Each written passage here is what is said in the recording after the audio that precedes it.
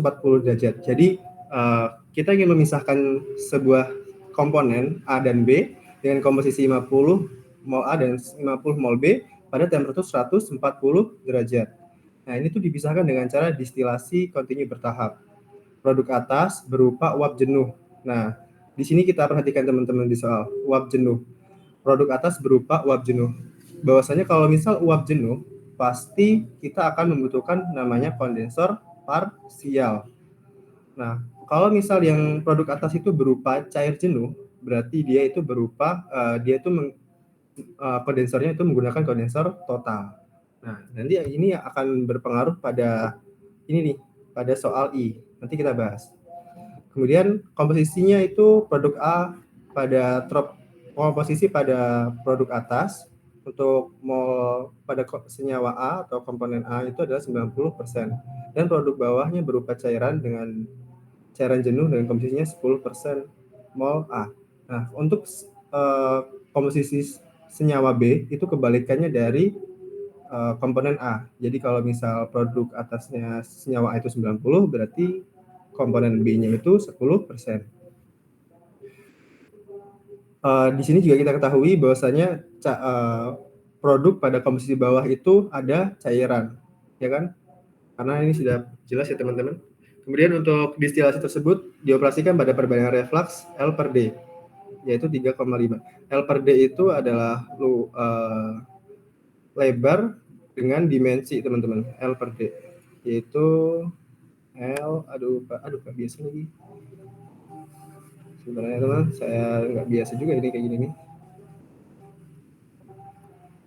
Bahasa bagus ini L per D. Kok miring ya? Oh, ini miring guys. Nah, data kesetimbangan uap cair sempurna A dan B perhatikan operasi disajikan dalam grafik. Baik, kita bisa lanjut ke grafik ya. Nah, di sini kita kan ada ABC ya, kita akan menjawab soal A. Nah, untuk teman-teman besok ketika ujian, nanti ketika sudah menjawab, langsung aja di sini teman-teman. Bisa di sini A jawab atau di sini. Kalau lebih enaknya mungkin di sini ya. Kita akan mencari temperatur distilat dinyatakan dalam derajat Celcius. Nah, kita akan kalau misal yang kita ingin mencari temperatur, berarti kita menggunakan grafik TXY. Mungkin bisa dibuka teman-teman ya grafiknya.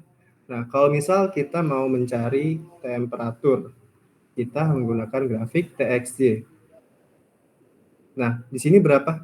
Nah, di grafik TXY itu kita lihat sumbunya. Jadi kalau misalnya kita udah ketemu grafik, kita lihat dulu sumbunya teman-teman.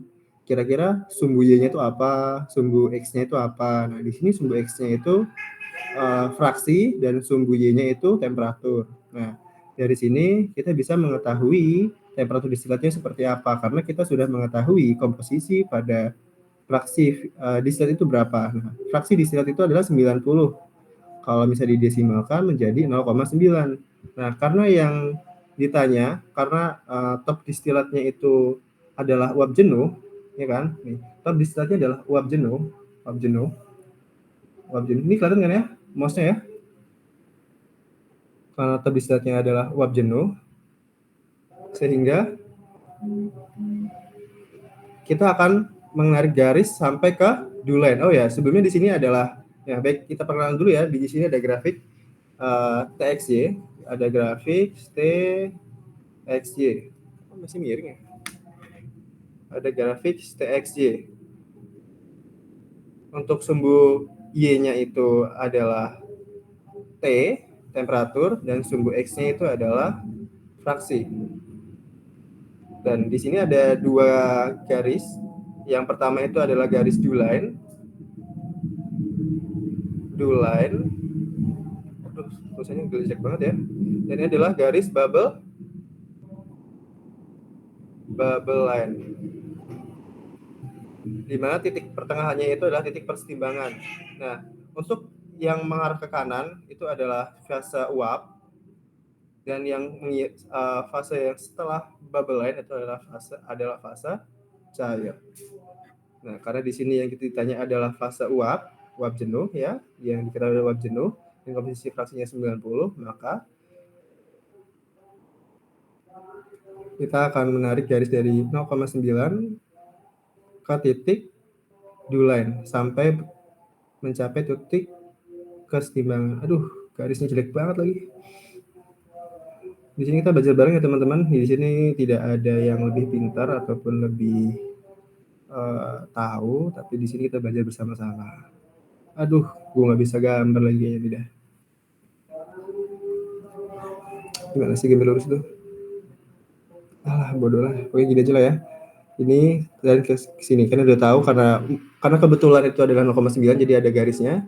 Jadi kita hubungkan, kemudian karena kita ingin mencari tahu suhunya, jadi kita tarik garis ke kiri. Nah, diketahui, ya, dari sini kita bisa menjawab soal nomor A.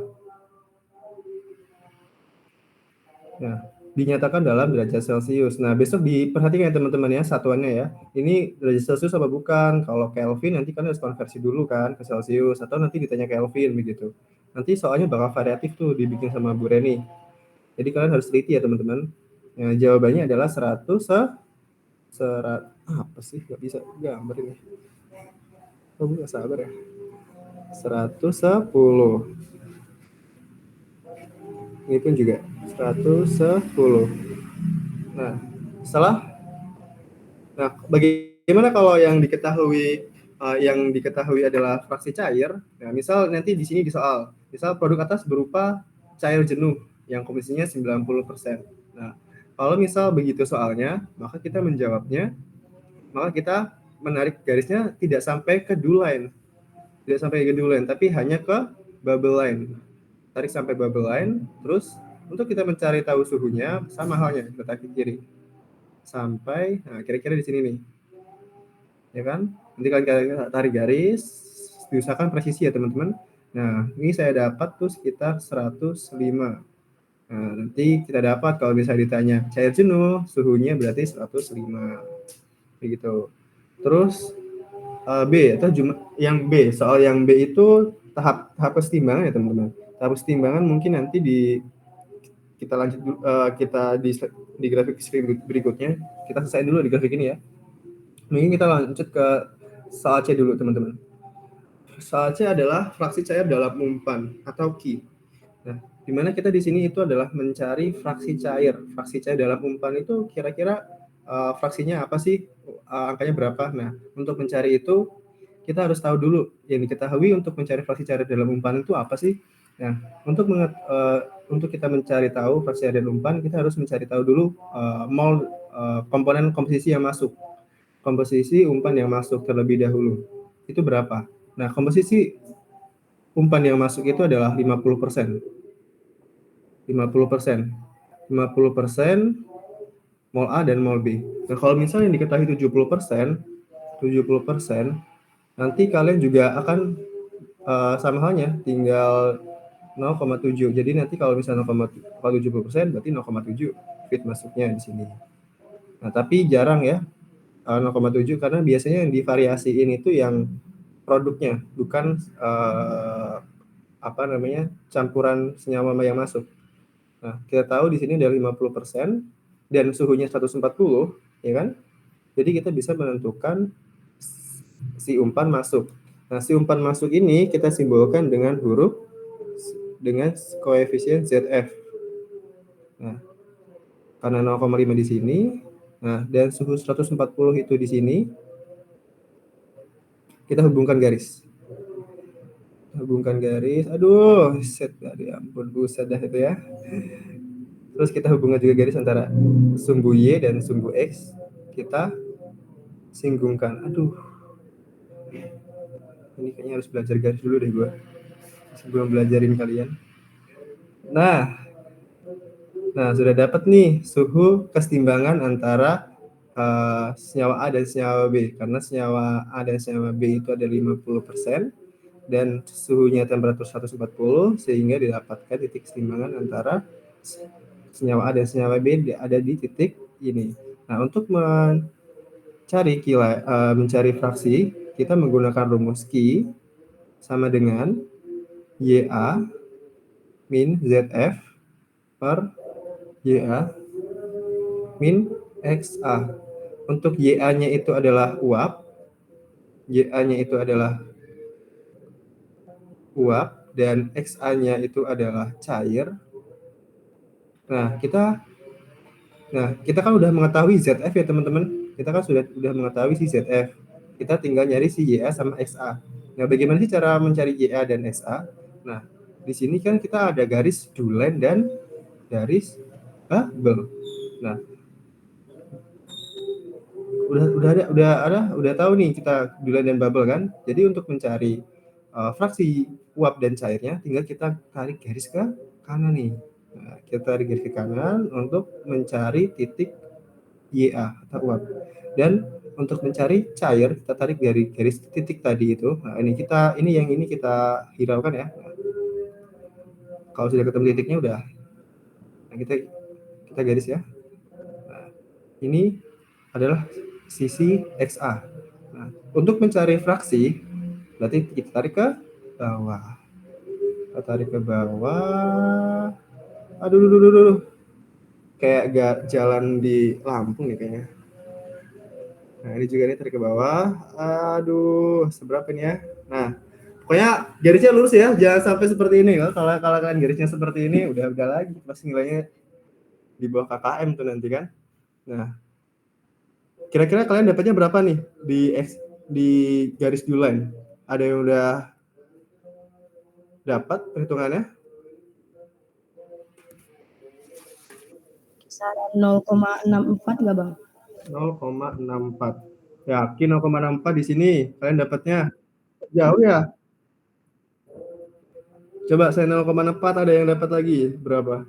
0,61 Bang. Nah, betul. Saya juga sama nih 0,61. Berarti YA-nya itu adalah 0,1. Maaf ya teman-teman, ini apa namanya? Tulisannya 0,61. 0,61 ya. 0,61. 0, aduh ya Allah. 0,61. 0,1 itu apa sih teman-teman? Tadi? YA apa XA? Ya, YA Bang.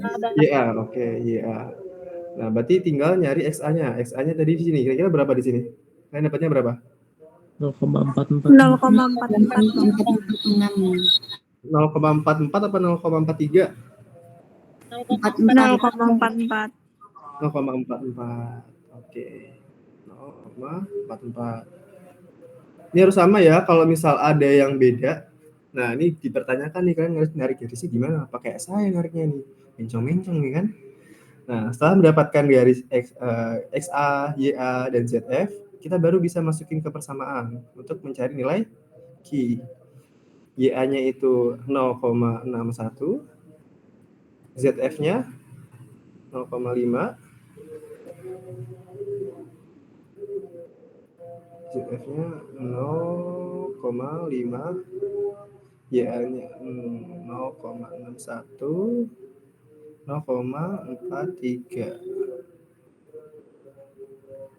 Nah, didapatkan berapa nih 11? Perhitungannya 11,17. 0,6.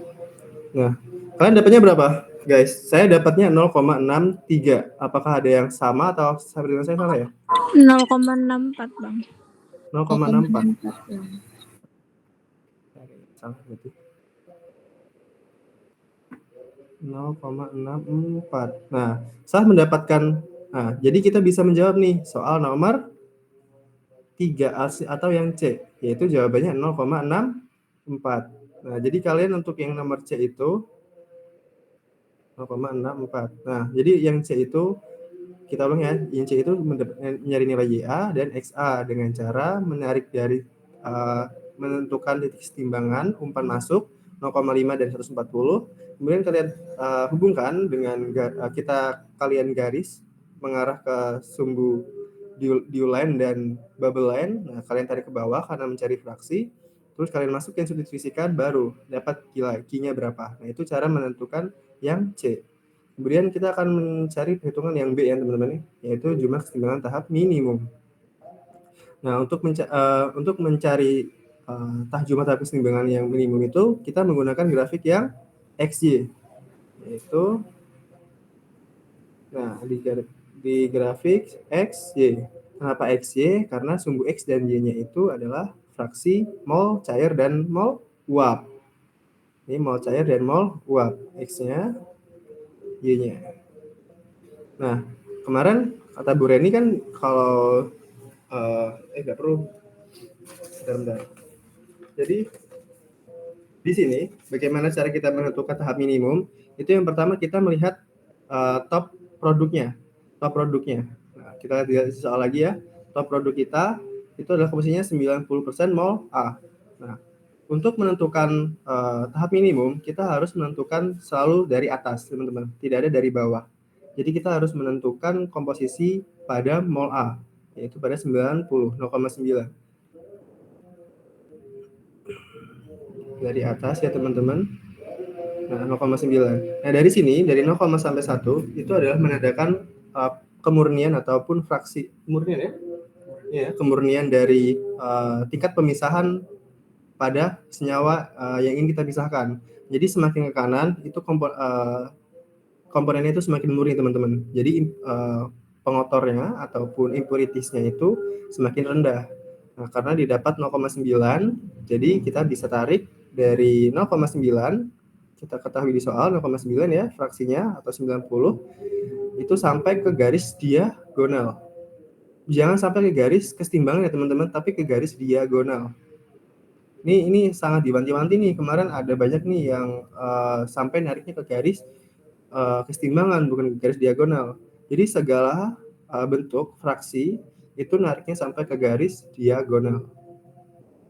Setelah kita menarik ke garis diagonal, kita dapat nih titiknya kan. Nah, untuk menentukan tahap minimum itu kita tinggal menggaris mencapai garis kesetimbangan.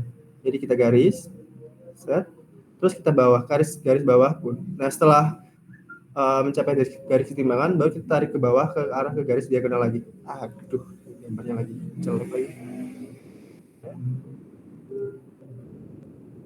Nah, kita tarik garis bawah. Nah, kemudian kita tarik garis lagi. Nah, terus kemudian kita garis bawah lagi. Nah, kalian jangan memperhatikan titik ini ya. Ini nggak perlu nih. Jadi kita tuh tidak, untuk menarik garisnya itu tidak kita hubungkan ke titik-titik ini, teman-teman. Tidak kita hubungkan titik-titik. Tapi kita garis secara presisi lurus dengan menghubungkan antara garis diagonal dengan garis kesetimbangan. Nah, oh iya, kira-kira berhentinya sampai mana sih? Pemberhentian kita menarik garis ini. Nih. Pemberhentian sampai mana coba kira-kira? Pemberhentiannya itu ketika kita mengaris garis ini itu sampai ke tahap, nah di soal bottom produk kan, berarti kalau ada atas kan ada bawah nih, atasnya kan 90 ya kan, bawahnya 10% atau 0,1. Nah, jadi kita menggaris tahapnya itu sampai ke garis 0,1. 0,1. Nah, jadi pemberhentian pada penggarisan itu kalau sudah melewati garis 0,1, titik 0,1. Kenapa? Karena bottom produknya itu cuma sampai di 0,1, teman-teman, bukan di 0,09 atau 0,08. Nah, kalau misal 0,08 baru kalian nanti pemberhentian sampai 0,08. Kalau misal nanti kemurnian top bottom produknya itu cuman 20%. Misal nih 20%. Jadi karena pemberhentiannya cuma sampai 0,2. Nah, berarti cuma tahapnya cuma sampai sini nih. Nah, sampai sini. Ini nggak perlu lagi karena pemberhentiannya cuma sampai ke tahap bottom. Gitu, teman-teman. Itu untuk penentuan pemberhentian penarikan garis ya. Nah, terus kita hitung nih tahapannya ada berapa. 1, 2, 3, 4, 5. Oh, kita tulis aja ya. 1, 2. Aduh, jelek banget semua tulisannya nih. Kayak notek lagi. 3, 4, 5. Nah, ini mau ke 6 apa enggak? Nah, ini kalian kemarin sangat lama banget ya di sini ya, teman-teman. Karena kemarin kan kita pasti kalau ngerjain ujian kan pengen cepet ya, biar nanti bisa kekejar soal-soal yang lain. Nah, jadi kalau cuman untuk tahap minimum, NM, tahap minimum, kalau cuma untuk tahap minimum, kalian tidak perlu menghitung presisi sampai di garis-garis tersebut, teman-teman. Jadi kalau misal udah 5 nih, udah 5 terus di sini udah, tapi tinggal kurang satu tahap lagi, ya kan? Kurang satu tahap lagi. Udah, kalian nggak perlu hitung, kalian bulutin aja. NM-nya itu ada 6 tahap. Karena apa? Karena maupun kalian hitung secara presisi, misal nanti hasilnya 5,2, ya kan? Tetap kalian nanti akan bulutin ke 6 tahap. Atau nanti kalian dapatnya nih misal kalian dapatnya nanti misal 5,01 nih. Misal 5,01 kan harus jumlahnya kan 5 ya. Nah, tapi karena ini distilasi, penentuan jumlah tahap, mau kalau sudah lebih dari 5, tetap pembulatannya ke atas. Ke 6. Gitu. Jadi nanti besok ketika kalian mengerjakan suatu soal ujian, kalau misal jumlah tahapnya sudah pasti lebih dari 5, udah kalian 6 gitu. Kalau lebih dari 6, udah pasti nanti titiknya di sini nih. Nanti kalian seperti hal yang saya bilang tadi, udah kalian bulutin ke 7 gitu. Jadi nggak perlu secara presisi kalau untuk penentuan jumlah tahap. Gitu teman-teman. Nah, udah dapat nih kan 6 tahap. Nah, terus kita bisa menjawab nih berarti kan soal nomor B. Jumlah tahap keseimbangan minimum adalah 6. Berarti B jawabannya 6. Kemudian kita masuk ke soal D. Nah, di soal D itu kita mencari perbandingan refleks minimum. Perbandingan refleks minimum itu gimana sih rumusnya yang D itu? Rumus pada refleks minimum itu adalah menggunakan IM sama dengan XD per RM plus 1. Nah, kita kan mencari RM ya.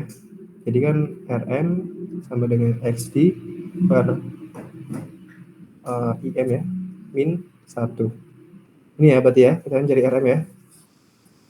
Mencari RM.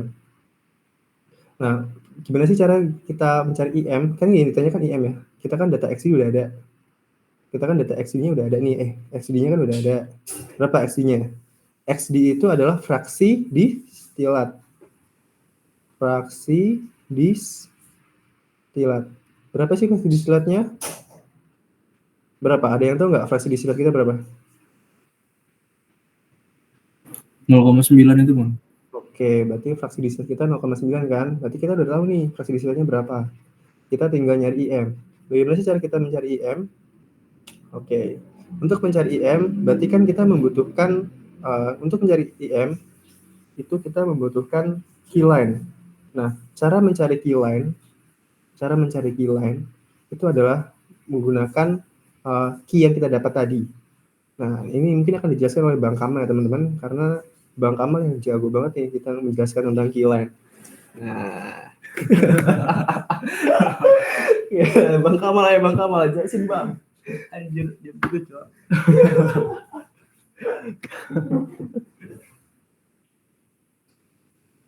Oke, kalau gitu kita mulai nyari keyline ya. Yang pertama mungkin kita lihat di ini dulu ya. Dari bahan ajaran kemarin. Dari yang udah dapat aja Bang. Dari yang udah dapat aja. Bentar. Soalnya bikin garis susah. Magar. Anjir.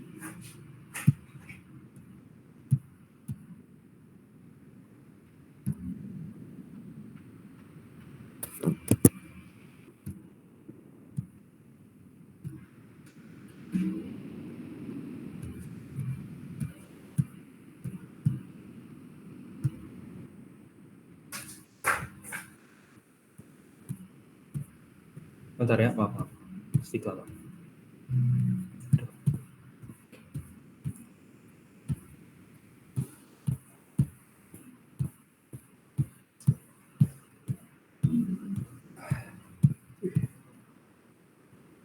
Oke, dari rumus ini kan kita tahu kan kalau misalkan Q itu bakal dihitung mulai dari 0.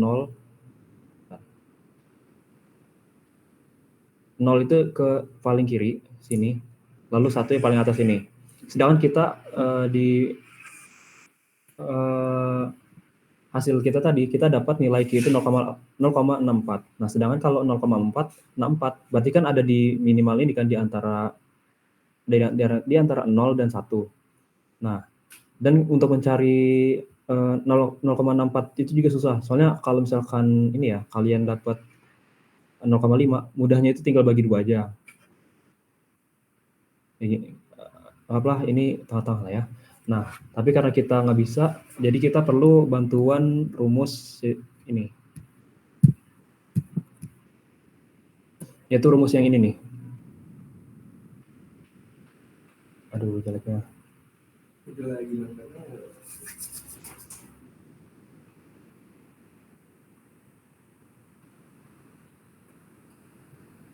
Yang kita gunain cuma ini doang ya, yang gradien ini nih. Kalian pasti udah pernah dibilang kan kemarin tuh, kalau ini tuh persamaan garis, kalau ini tuh namanya gradien, kalau ini intercept. Nah, kita pakai rumus gradien dulu ya. Kita rumus pertama 0,64 tadi, 0,64 dibagi sama 0,64 dikurang 1 sama dengan, ada yang tahu berapa? Minus 1,7 Bang. Maaf, berapa? Minus 1,7. Minus 1,7. Ada ini enggak? Dua angka di belakang, dua lagi lah, satu lagi. Maksudnya kan 0,17 tuh. Satunya lagi apa? Belakangnya lagi, tiganya tuh. Yang ketiga, angka ketiga. Min 1,777.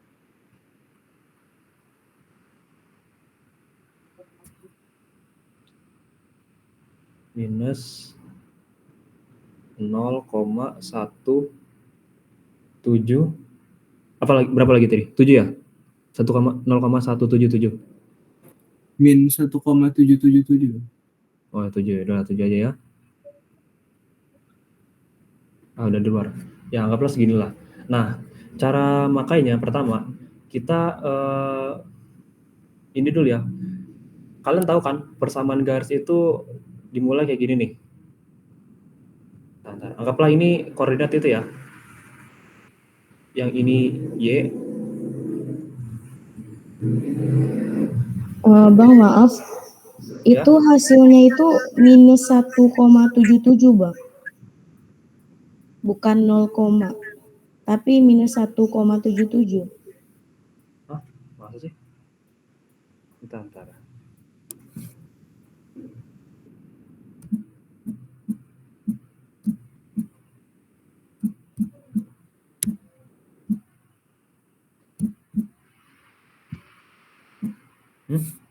Segini. Oh ya, ini kan gradien ya. Sorry. Maaf. Saya lupa.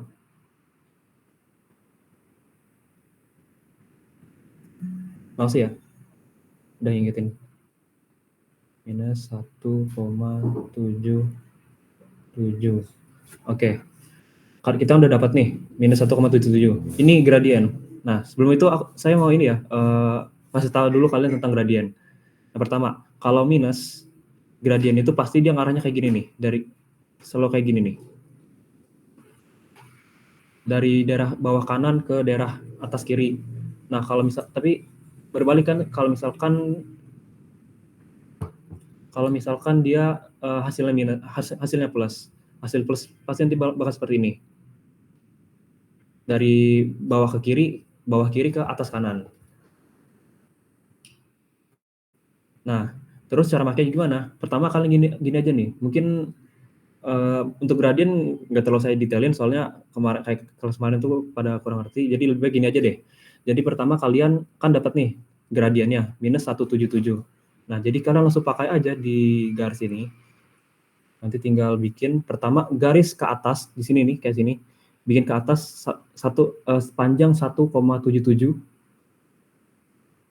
1,77 ke atas ini 1,77. Nah, lalu langsung buat garis ke kiri sepanjang 1 cm.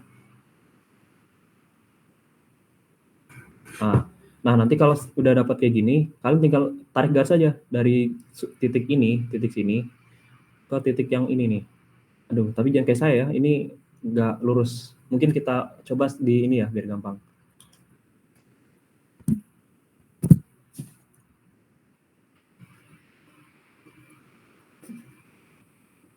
Nggak jago anjir makin ini. Pertama dari 0,5 kita kan. Ya, untuk nentuin umpan di mana, sama kayak ini ya, nentuin titik di mana distilat sama yang bottomnya itu. Kita cari dulu komposisi si A-nya. Maksudnya yang mau kita pisah itu kan 0,5 tuh. Dia ada di umpan dengan komposisi 0,5. Berarti kita cari 0,5 sini. Nanti kita tarik garis atau enggak bikin titik aja ke atas sampai menabrak si garis diagonal di sini. Nah, lalu cara pakai keyline tadi, pertama, seperti yang tadi saya bilang, pertama, kalau setelah dapat gradien dengan rumus yang tadi itu, bikin garis yang tadi itu sepanjang garis yang udah kalian hitung gradien tadi kan dihitung dapat minus 177. Minusnya buang aja. Berarti kita pakai 1,77 cm ke atas pakai penggaris. Atas ini. Anggap aja 1,7. Nah, lalu nanti tinggal kalian buat garis ke kiri sepanjang 1 cm. Nah, anggap aja 1 cm. Nah, nanti kalian tinggal tarik garis dari titik ini, dari titik yang ketemu di diagonal tadi, sampai mengenai ujung yang tadi garis ke kiri tadi. Nah, kayak gini nih. Gimana? Ada yang bingung? Oke, berarti udah aman ya. Nah, tadi kan kita pertama soal tadi yang kita cari itu reflux minimum kan. Nah, reflux minimum itu kita perlu nilai IM. Bentar, gimana ya? Ya. Nah, pokoknya tadi kita ke keyline tuh karena ini ya, kita kan butuh nyari tahu reflux minimum. Reflux minimum itu kita perlu data dari distilat, fraksi distilat, si A-nya itu berapa, lalu nilai IM. Nah, nilai IM itu didapat dari ini ya, didapat dari kita tarik garis dari fraksi distilatnya itu 0,9 ditarik sampai mengenai persinggungan antara garis keyline dengan garis ini, dengan garis kesetimbangan. Harusnya di sini ya, di arah sini nih. Bentar, saya buat ulang.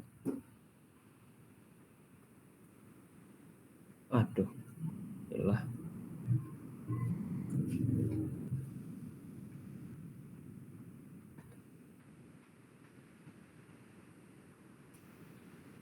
Jelek anjir. Nah, terus nanti kalian tarik garis di mana garis itu, garis yang keyline ini menembus titik ini ya, garis si kesetimbangan, berarti di sini nih, garis yang ini nih, garis titik yang ini maksudnya. Nanti kalian pakai penggaris, tarik ini, kena, lalu kalian terus bikin garis lagi sampai mengenai sumbu Y. Nah, setelah dapat sumbu Y, nanti kalian cari kira-kira si ini ya, garis perpotongan antara garis ini dengan sumbu Y, kira-kira jatuh di mana sih? Kan kalau di sini kita itu bisa dibilang 0,6 lah. Nah, berarti nanti IM itu 0,6. Tapi kalau saya coba waktu itu dapatnya itu kita 0,33 ya. Kalau kalian berapa? Udah dicoba belum?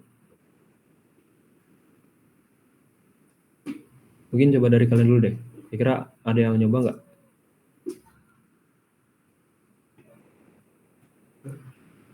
Halo? Dapatnya 0,33 Bang. 0,33 kan? Oke, berarti IM sama dengan 0,33. Nah, nanti setelah dapat ya kalian tinggal masukin rumus saja. Rumus yang tadi RM sama dengan X di ini M ya. Nah, berarti tinggal kalian pakai aja X di tadi 0,9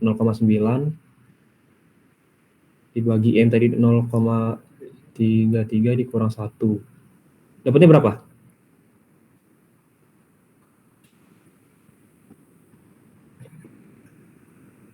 Halo? Ada yang sudah mencoba? Berapa hasilnya? Tinggal pakai kalkulator tadi. 1,72 Bang. 1,72. Oke, berarti ini RM kita ya. Ini RM kita.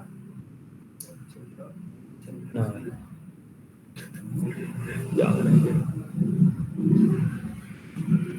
Oke, saya ingin tegaskan lagi ya. Misalkan kalau kalian untuk nyari tahu nilai ini, kalau bisa jangan pakai kira-kira ya.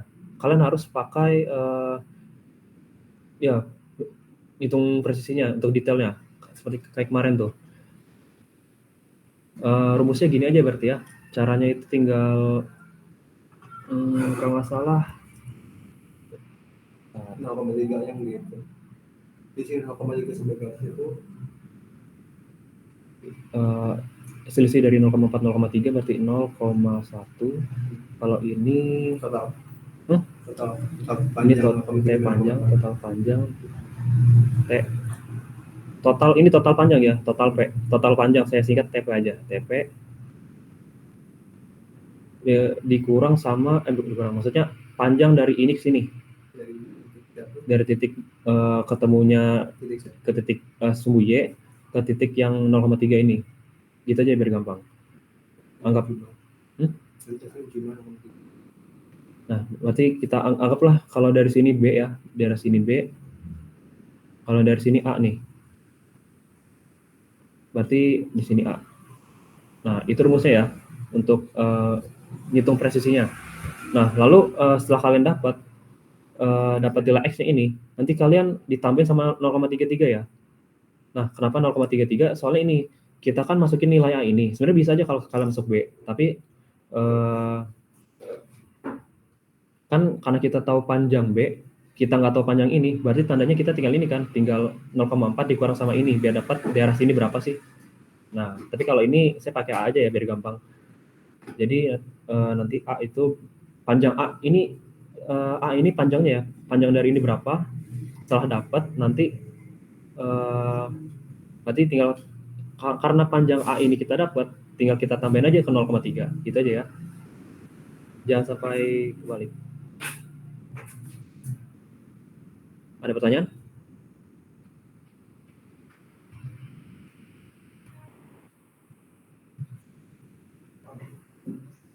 Oke, Bang, bisa tolong dijelasin gimana cara ngitungnya nggak Bang? Soalnya kayak kecepatan gitu, jadi ketinggalan. Ngitung apanya nih? Ngitung ini ya, ngitung presisi itu ya? Iya Bang. Oke. Mungkin saya minta tolong ya. Coba misalkan kalau kamu ini hitung, kira-kira panjang A itu berapa sih?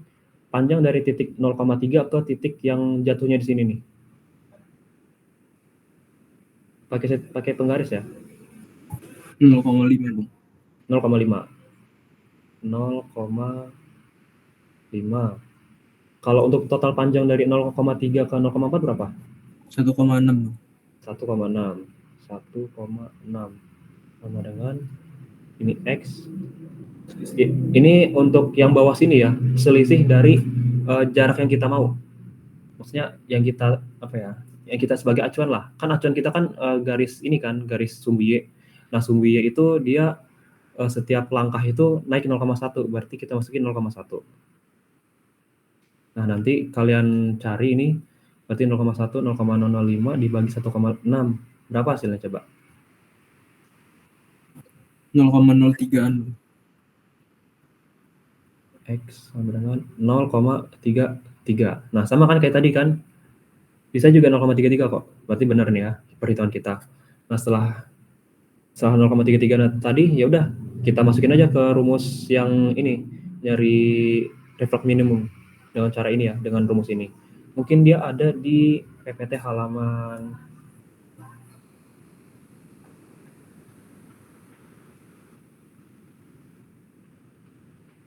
IM.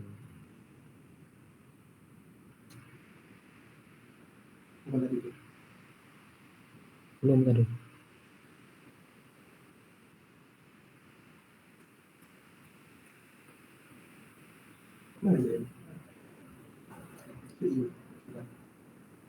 Ini mana ya? Aduh. Di mana?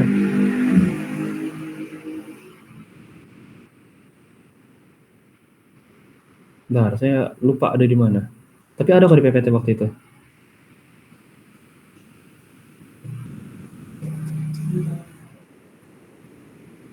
Mungkin bisa ini ya, nanti kalian coba cari-cari lagi ya. Soalnya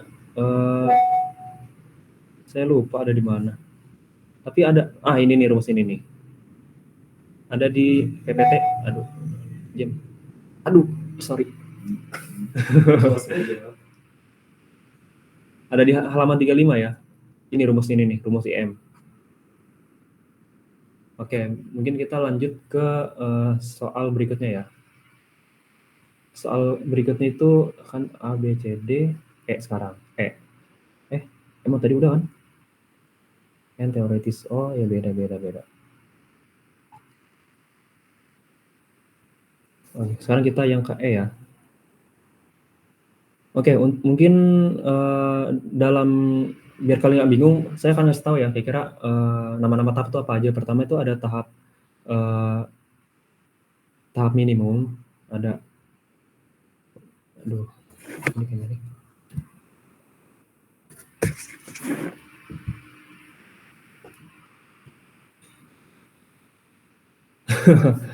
Jelek.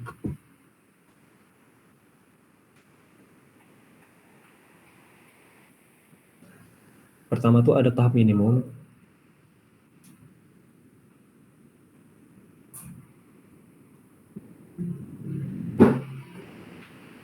Lalu yang kedua itu ada tahap teoritis.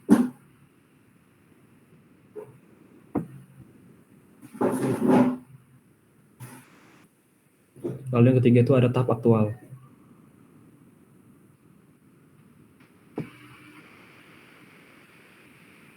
Sebenarnya ini ada nama-nama lain sih, seperti tahap minimum itu tahap keseimbangan. Lalu tahap teoritis, ya tahap teoritis. Oh ya beda-beda. Kalau tahap minimum itu bisa dibilang tahap kesetimbangan minimum. Lalu untuk teoritis itu tahap kesetimbangan dari minimumnya. Lalu ada tahap aktual. Nah, apa sih yang membedakan dari ini semua? Nah, yang membedakan itu pertama, kalau antara tahap minimum dengan tahap teoritis, bedanya itu, maksudnya tahap minimum dengan tahap teoritis dan aktual, bedanya itu dia nggak pakai yang namanya reflux. Nggak perlu nonton reflux. Lalu untuk nilai tahap teoritis dan tahap aktual, mungkin tahap teoritis antara aktual dulu kali ya. Tahap teoritis itu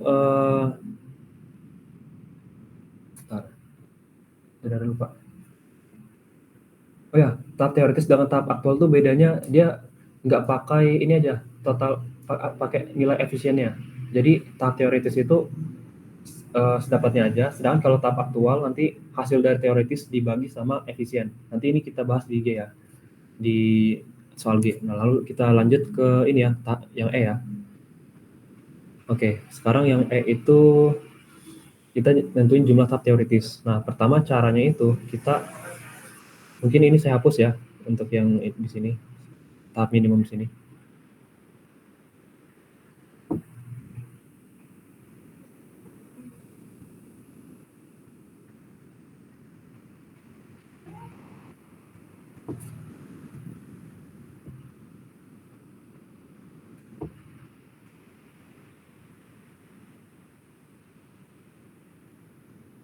Ini saya hapus ya dari record ini kan.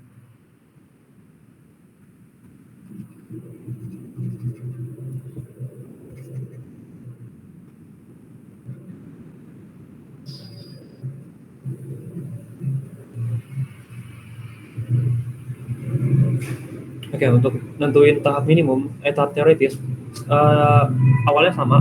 Pertama kita nentuin dulu titik di mana distilatnya itu berapa, fraksi distilat. Fraksi A di distilat, pertama 0,9, dapat 0,9 di sini.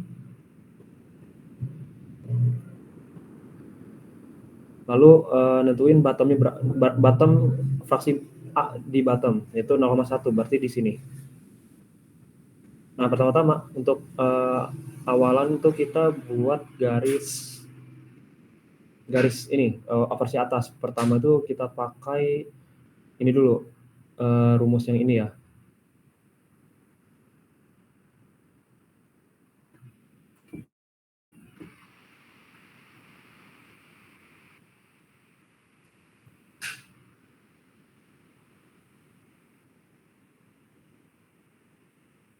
Nah, kita pakai rumus ini ya, ada di halaman 31.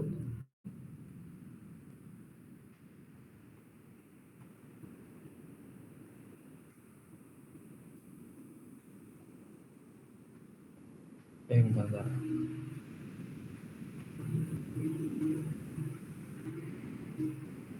Sama aja sebenarnya sih. Kita pakai rumus ini ya. Dan nilai R di sini bukan R minimum, tapi R yang ada di soal itu. Kalau dari soal itu kita tahu sendiri kalau nilai R itu sebenarnya 3,5 kan. Mungkin kita pakai sini nih. R itu R sama dengan 3,5. Lalu XD-nya itu makanan tahu sendiri kan. Oke, jadi kita masukin ke rumus tadi. Pertama di sini XD itu kita 0,9 dibagi sama 3,5 tambah 1. Nah, ini berapa hasilnya? Ada yang tahu? Ada yang udah coba hitung? Halo? 0,2 Bang. Udah ada.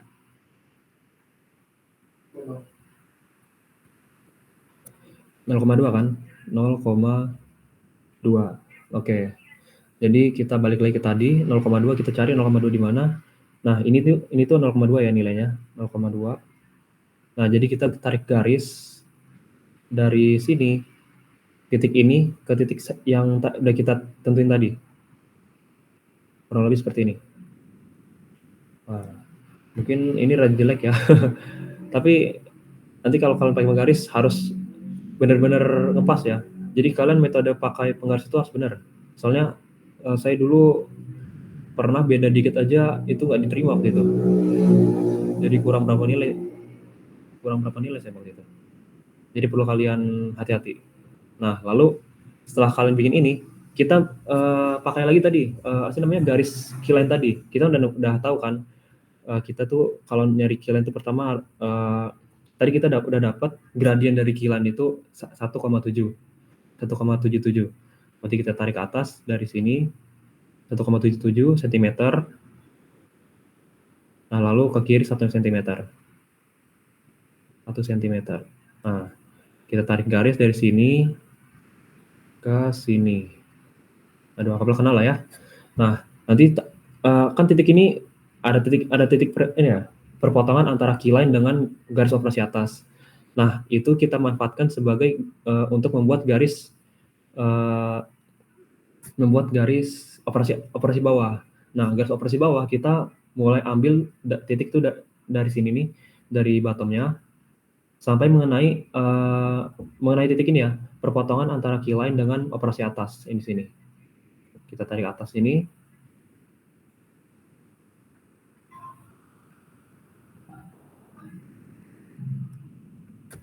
Nah, nanti caranya itu, cara membuat tahapnya sama seperti membuat tahap minimum.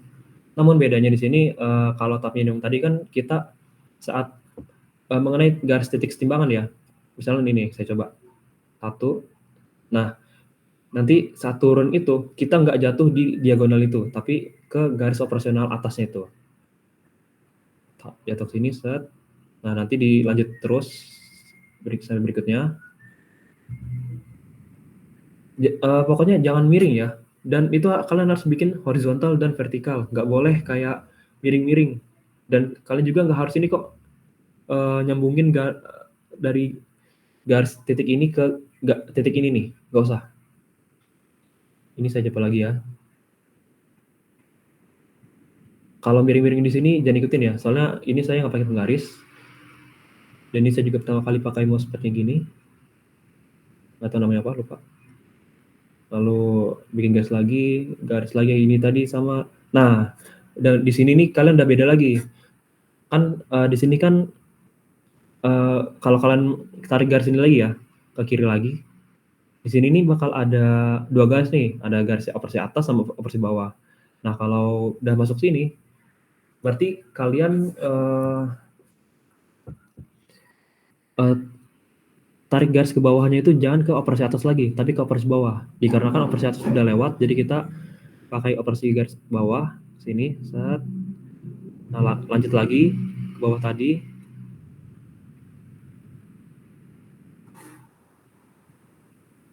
Kita ke bawah lagi. Aduh. Anggaplah ini udah lewat ya. Maksudnya udah dimasuk ke garis ini. Nah, bedanya kalau di sini tuh ini sama aja kayak tadi ya metodenya. Jadi kalian harus nentuin dari sini nih. Kalau misalkan di sini udah lewat, berarti udah itu tahapnya sampai situ aja. Tapi kalau misalkan kayak lewat dikit aja, dia itu ada di sebelah sini lah. Kayak di depan garis ini nih. Berarti kalian harus genapin ke tahap berikutnya. Seperti yang dikatakan Bang Andre sebelumnya. Dan kalau tahap ini biasanya bulat ya, nggak mungkin untuk koma gitu. Jadi kalau kalian ngitung untuk presisi itu nggak perlu lah. Nah, jadi setelah dari itu, tadi kan ditanyakan soalnya itu tahap teoritis berapa. Nah, tahap teoritis itu kita hitung tangganya ada berapa. Pertama ada 1, 2,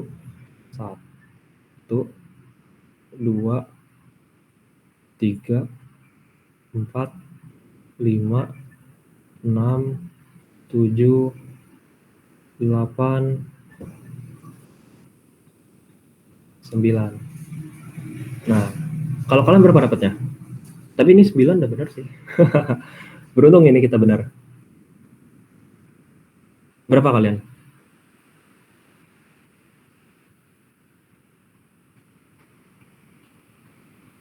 Halo?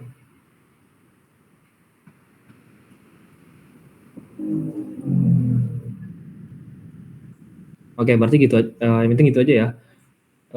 Tapi ini udah bener kok 9. Kalau di soal itu dia 9 dapatnya.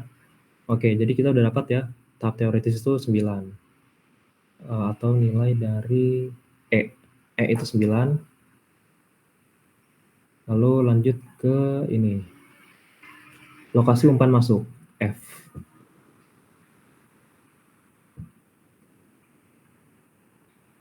Nah, lokasi umpan masuk itu kita hitung mulai dari ini nih, titik pertemuan antara garis operasi bawah, operasi atas dan keyline. Berarti garis yang ini nih. Garis maksudnya titik yang ini. Nah, titik yang ini kita jatuh di 6, berarti tahap teoritis 6. Tapi kalau misalkan kita pakai penggaris beneran, nggak mungkin di sini, pasti bakal di 5. Jadi ini jangan jadi acuan ya. Jadi yang penting tuh titik ini ada jatuh di mana lah. Tapi kalau di gambar ini 6 berarti 6. Tapi kalau dari jawaban tuh bukan 6 sih, yang benar tuh 5. Ini tuh salah karena saya nggak pakai penggaris. Tapi kalau kalian berapa dapatnya? Kalau selain 5 berarti salah ya? Halo? Aduh.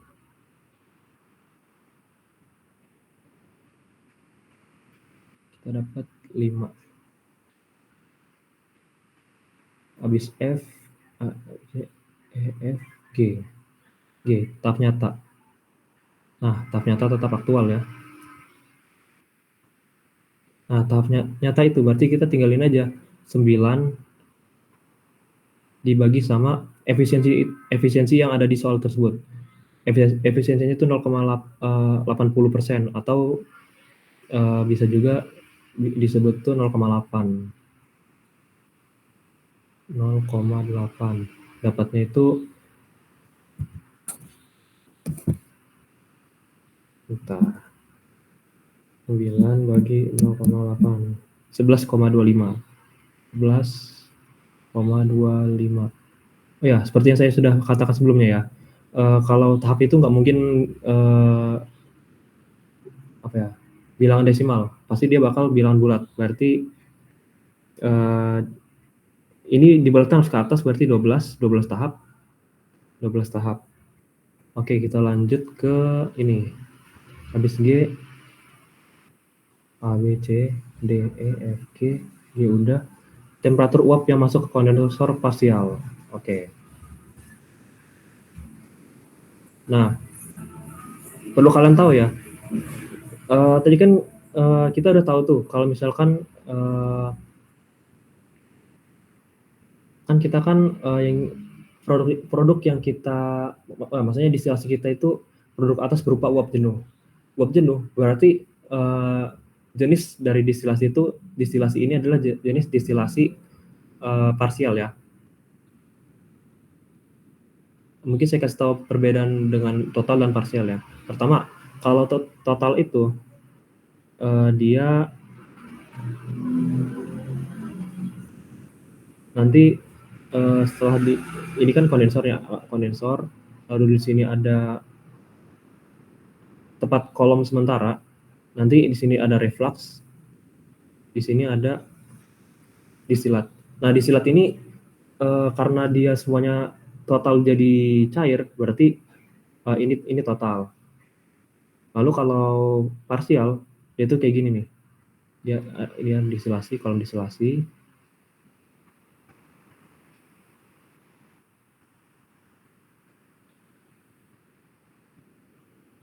Nah, bedanya dia fasa uap yang keluar. Nah, ini parsial ya, seperti ini.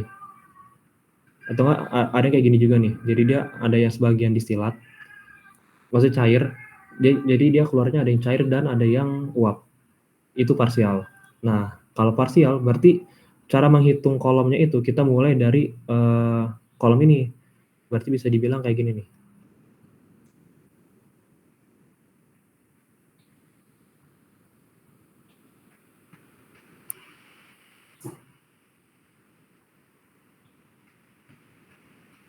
Ini tuh 1.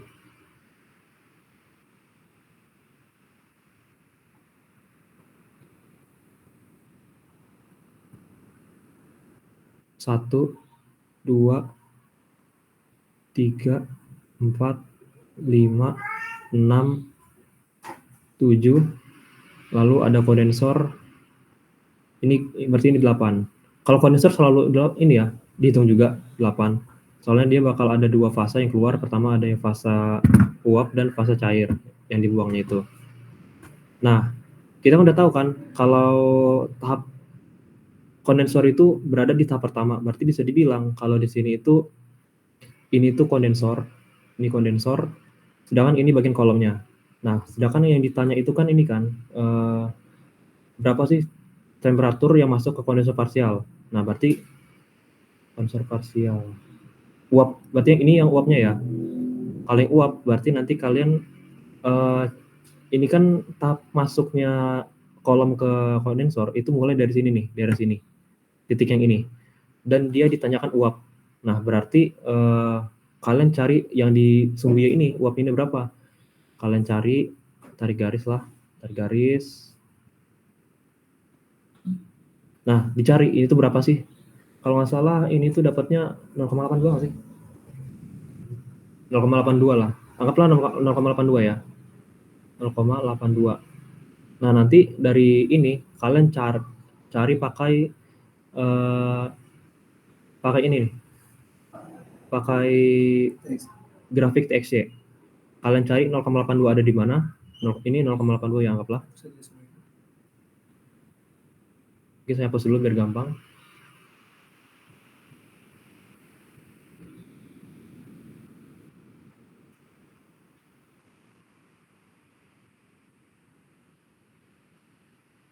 Aduh,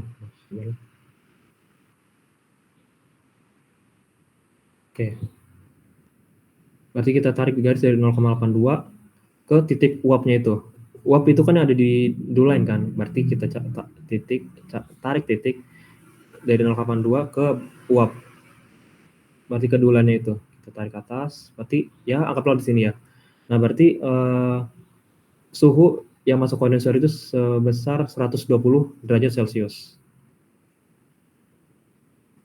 Berarti ini GH, ini H.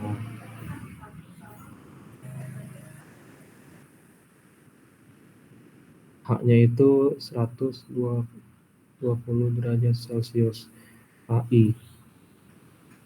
Nah, kalau untuk I yang ditanya itu kan komposisi uap disilat dinyatakan dalam fraksi mol. Nah, kalian udah tahu kan kalau disilat itu hasil yang keluar dari unit distilasi. Berarti pokoknya setelah dari kondensor inilah. Ini keluaran dari sini itu bisa dibilang disilat. Ya, D aja ya, simbolnya D. Lalu ini juga bisa dibilang disilat juga, ini juga sama disilat. Nah, karena kita ini parsial dan uap, dan ditanyakan uap, nah kita kan lihat soal lagi nih, fraksi mol A yang uap. Nah, sedangkan kalau di sini juga dia bilang produk atas berupa uap jenuh. Berarti produk atas, berarti saya bilang disilatnya lah, produk atas disilat, dan uap jenuh. Nah, ini berarti sama aja kan dengan komposisi ini, berarti jawaban ini tuh udah ada di soal, yaitu 0,9 atau 90 mol A. Berarti ini itu sebenarnya 0,9, fraksi 0,9. 0,9. Oke, lanjut ke J. Komposisi cairan reflux dinyatakan dalam fraksi mol A. Nah, cairan reflux. Kalau reflux itu kan berarti sama kayak tadi aja ya, bedanya kita ambil ke ini, ke bawah, ke fraksi cairnya ini. Berarti dari titik ini kita tarik ke bawah. Aduh, jeleknya.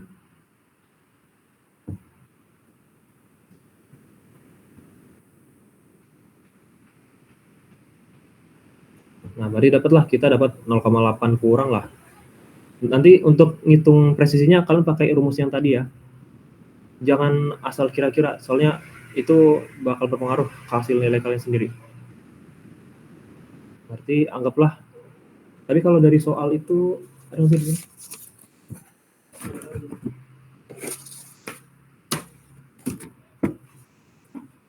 Iya, ini mana pego? Oh iya, gue belum bagi ke lu ya? Itu sendiri baca. Oh, sorry. Ngantuk coy, tidur kali ya.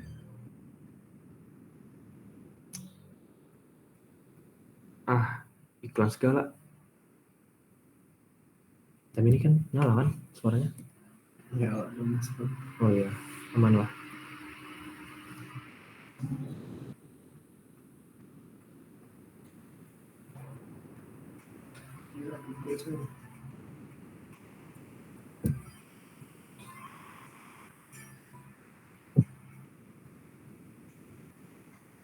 Ya, cara reflux itu kita tarik garis di sini aja ya, tarik garis ke bawah dan dapat hasilnya itu 0,8. Mungkin ini karena salah garisnya, jadi nggak bakal sesuai. Ya, itu maksudnya. IJ. Berarti jawaban J itu 0,8. Oke, mungkin itu saja. Kira dari kalian sendiri ada yang perlu ditanya nggak? Ada yang mau tanyakan? Masih ada yang bingung kah atau gimana? Nanti kalian besok bakal ada latihan lagi loh. Nah, dengan soal yang baru. Jadi saya harap kalian di sini hafal ini ya, bukan sekedar hafal, tapi lebih mengerti dari ini kenapa ngambil ini, kenapa ngambil itu gitu. Dan untuk kilan tadi itu saya ambil jalan cepatnya aja ya.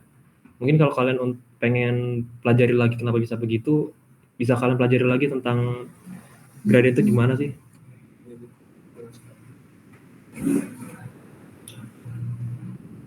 Oke teman-teman, gimana dari Bang Kamal penjelasannya. Apakah ada yang ditanyakan?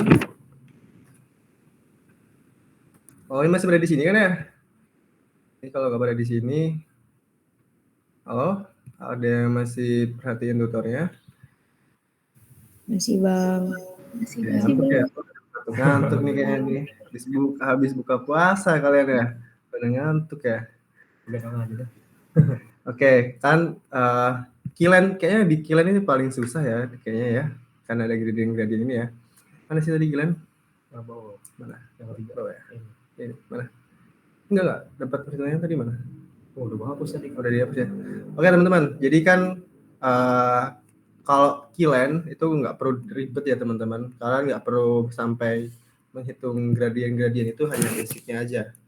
Itu hanya dasar teorinya aja. Tapi kalau misalnya nanti kalian sudah sudah dapat perhitungannya, sudah dapat nih misalkan, kok benceng ya? Kilen. Rumusnya kan Ki per Ki min 1 ya. Tadi dapatnya min berapa? 1,77. Min 1,71. Nah, karena gradient ya, gradient kan Y per X, ya kan? Berarti 1,171, bentar, ya, komanya. 1,171 diperin 1 aja teman-teman. Nah, itu maksudnya. Ya kan, diper 1 aja, diper 1 kan? Karena kan, nah di sini kan salah. Ini ya. Karena kita ingin dapat,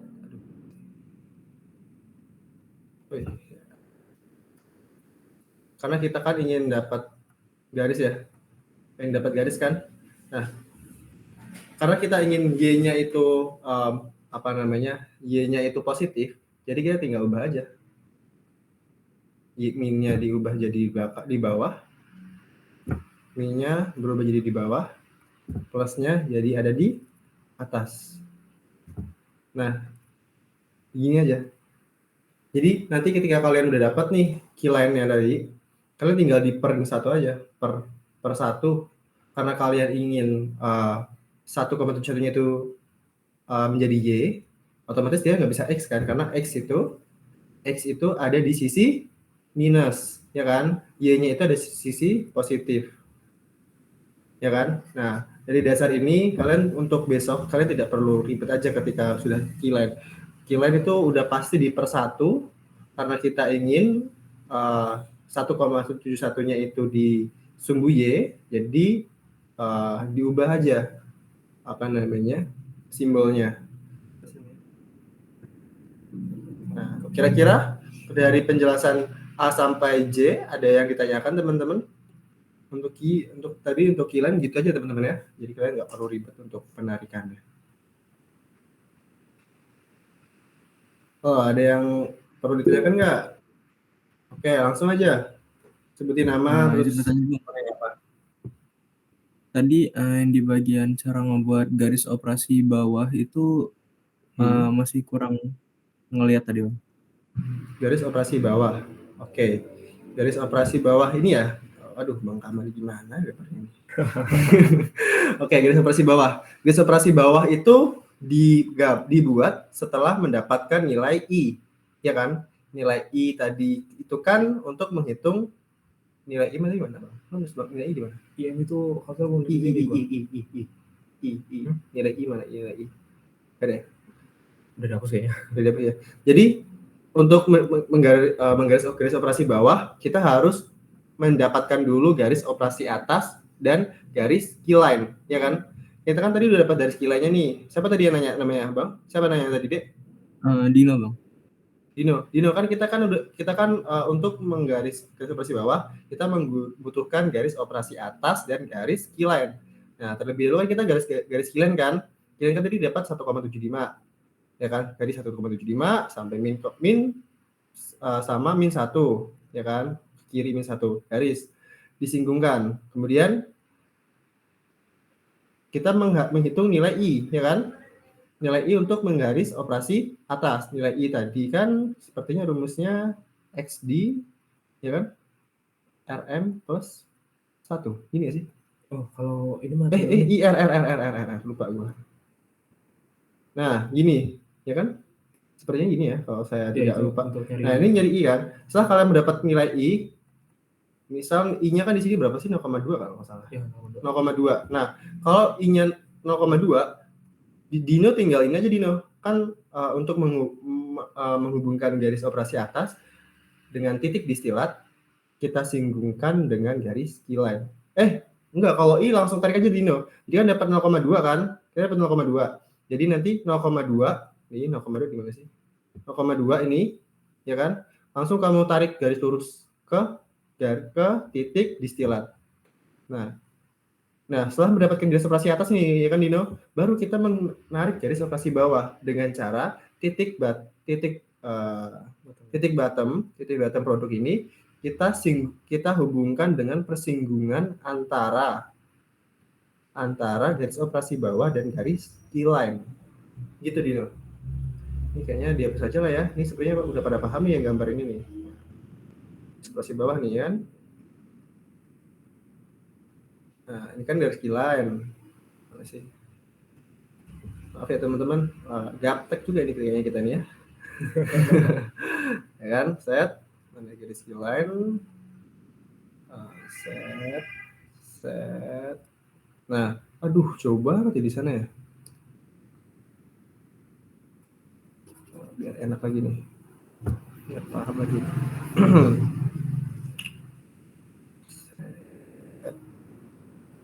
Terus ini garis Q-line set.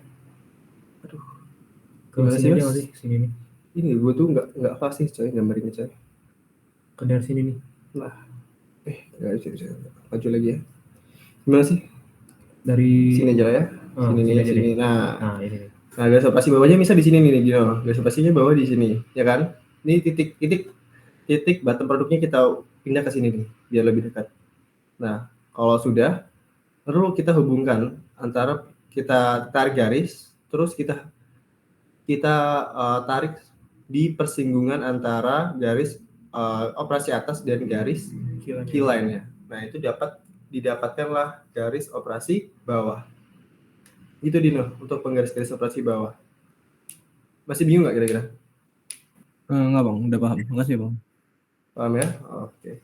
Ini memang kendala di ini guys kita apa? Teknologi. Pentapnya ini. Pentapnya emang kacau ini ya. Susah kali ya. Nah, kira-kira dari selain Dino tadi ada yang perlu ditanyakan lagi nggak? Nanti kalian di soal-soal berikutnya bakal lebih paham lagi gitu ketika ketemu soal lagi. Nanti kalau di ujian itu biasanya di variasi ini nih teman-teman. Ya, setahu saya semester 4 dulu itu yang sering di variasi ini tuh ini. Ini nanti berdasarkan NIM kalian. Ini dan ini. Berdasarkan NIM kalian. Kemudian nih di suhu juga. Suhu nanti juga berdasarkan NIM kalian. Nah, nanti kalian cuma diubah di variasi ini aja sih. Di variasi ini 1, 2, dan 3. Cuman ini sisanya tuh sama untuk pengerjaan soal-soal seperti ujian modul ataupun kuis begitu. Untuk besok itu. Nah, mungkin ini sudah larut malam ya teman-teman, udah mau jam 11. Nah, kalau memang tidak ada yang ditanyakan, mungkin dicukupkan begitu. Jadi teman-teman ada yang perlu ditanya lagi? Sekali lagi saya tanya nih.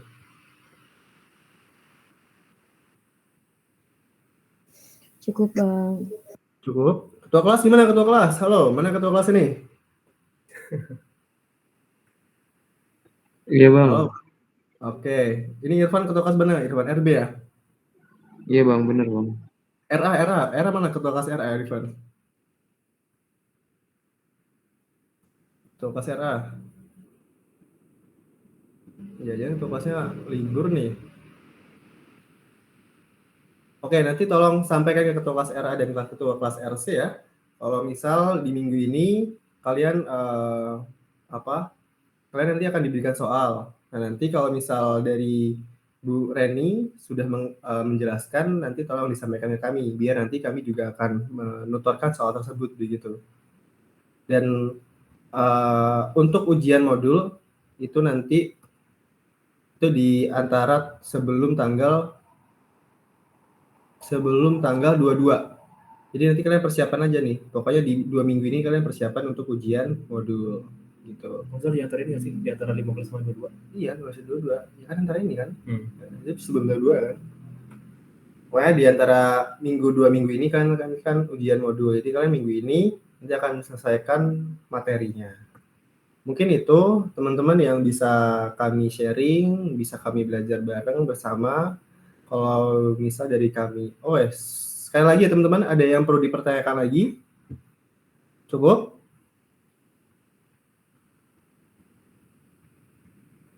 Halo? 23? Cukup bang. Oke. Mungkin dari kami ucapkan terima kasih. Bila mana ada salah kata dalam penyampaian materi tadi, mohon dimaafkan. Selamat malam teman-teman. Maaf mengganggu waktu malamnya dan semangat ngerjainnya ya. Besok dikumpul teman-teman, kalau misal bisa dikumpul ya. Pokoknya pas kelas. Oh ya, kalau pas kalian kelas coret-coretan yang kalian sudah kerjakan itu dikumpul ya teman-teman. Gitu. Itu pesan dari Bu Reni tadi. Dan jangan lupa semangat untuk besok puasanya. Oke, selamat malam semuanya. Selamat malam. Terima kasih, Bang.